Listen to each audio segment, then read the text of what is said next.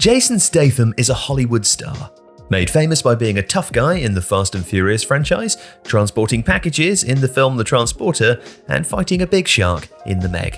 But before he became a bankable movie star, did you know that he used to be a professional diver and that he very nearly went to the Olympics? This is the story of Jason Statham, before everyone knew who Jason Statham was.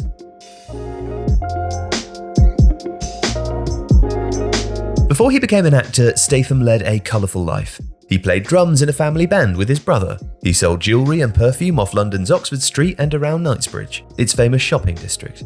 He grew up playing football with notorious Wimbledon tough guy and later fellow actor Vinnie Jones.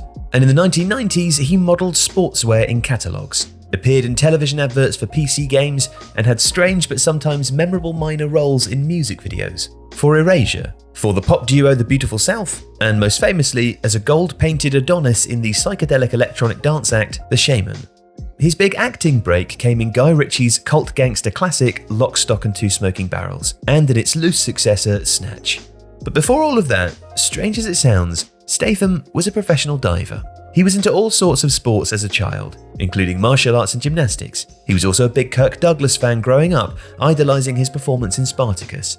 But for Statham, a family holiday very nearly changed the course of his life. While in Florida with his mother and father, he was enraptured by a local stranger's unusual routine. There was a guy who used to do a high dive at noon every day from one of the hotels we stayed in, he told the BBC in a 2008 interview. And I said, when we get home, I'm going to do that. And he did.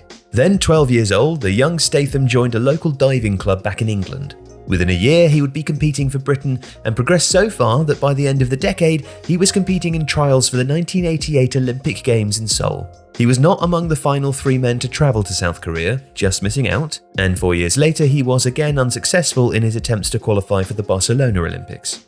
But between those disappointments, he did compete for Great Britain at the 1990 Commonwealth Games held in Auckland, New Zealand. Statham participated in 3 different events: the 1-metre springboard, the 3-metre springboard, and the 10-metre platform.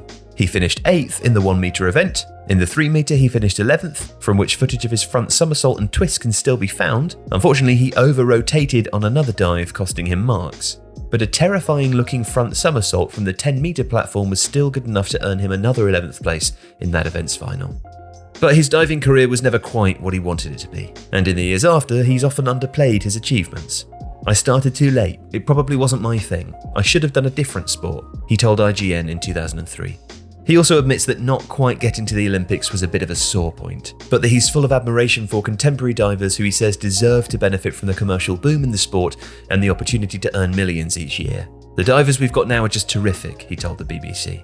He was also positive about the experience of how valuable diving was to him at that stage of his life. "It was a great experience to travel the world and compete at a certain level in sports. It teaches you discipline, focus, and it certainly keeps you out of trouble." And it did keep him out of trouble. He would ultimately spend 12 years within Great Britain's national diving squad. It didn't culminate in an Olympics appearance, but it was a springboard of sorts into a new life. He was spotted by a modelling scout at a local sports centre after his professional career ended, which led him to working with, among others, Tommy Hilfiger, Levi's and French Connection. It also led to a meeting with then unknown up-and-coming director Guy Ritchie, who was on the hunt for a lovable streetwise rogue for an untitled project, which would eventually become Lock, Stock and Two Smoking Barrels, released in 1998. Statham played Bacon, a lovable rogue who perhaps wasn't a million miles away from the teenage Statham, who'd sold cut-price perfume outside Harrods in Knightsbridge. One Guy Ritchie film became 2, with the release of Snatch in 2000, and by 2002, Statham was starring in the first Transporter film, on his way to stardom, and a long way from the diving pool. If you like this video, please consider subscribing to the channel. The Athletic is home to the best team of sports writers, reporters, and analysts in the world, offering exclusive stories and unrivaled insight. You can try The Athletic for free for 30 days by clicking the link in the description.